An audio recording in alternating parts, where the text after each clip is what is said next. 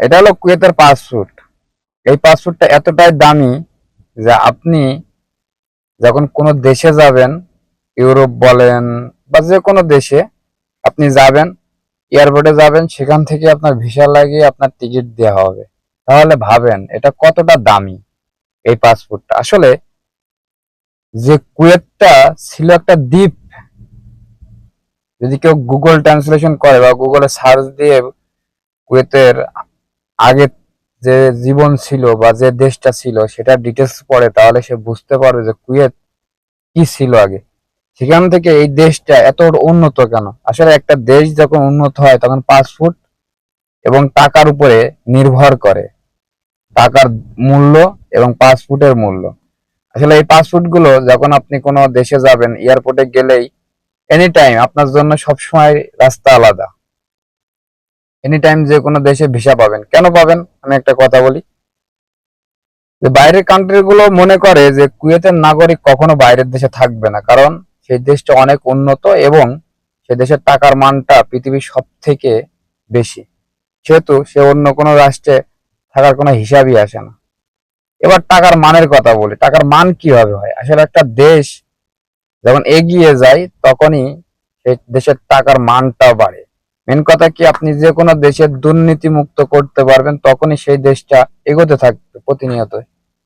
আসলে কুয়েত হলো দুর্নীতি মুক্ত একটা দেশ, যে দেশে কোনো দুর্নীতি থাকে না, যে দেশে সরকারি কর্মকর্তা কখনো ঘুষ খায় না, যে দেশে সরকারি কর্মকর্তা কখনো সাধারণ জনগণের উপরে অত্যাচার করে না।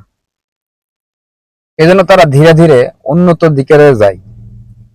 আসলে প্রত্যেকটা দেশ এমন হওয়া উচিত, যদি তাদের পরিকল্পনা থাকে যে আমরা উন্নত হয়ে যাব, সে দেশ পারে। কিন্তু পারে কারা? যারা সরকারি কর্মচারী থাকে তারা, বা রাষ্ট্রীয় ব্যবস্থা যারা পরিচালনা করে তারা। সাধারণ জনগণ কর্ম করে ভ্যাট দিতে পারবে, ট্যাক্স দিতে পারবে, কিন্তু সেই হিসাবগুলো যারা রাখে আসলে তারাই ভালো কিছু করে এবং সেই দেশটা খুব এগিয়ে যায়।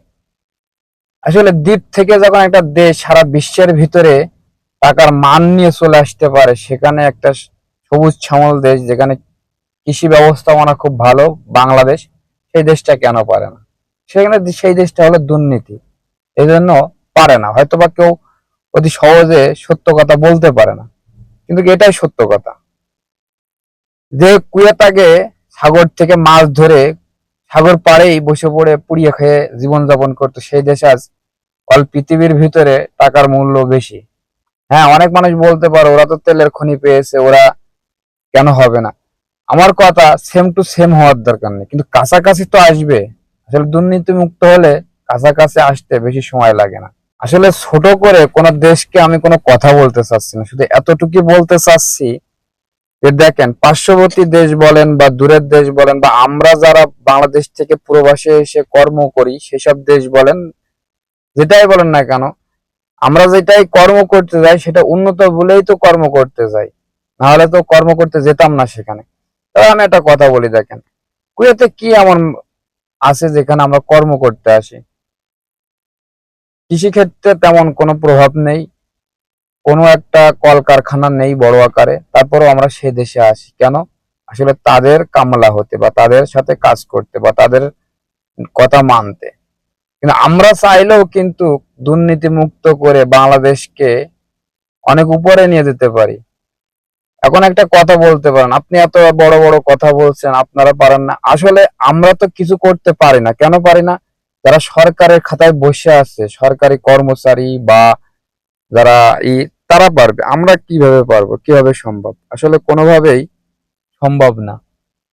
ঠিক আছে, এই জন্যই বলি যে আমার কথাগুলো কেউ ছোট করে মনে করেন না। ঠিক আছে, বা আমি কোনো দেশকে ছোট করছি না।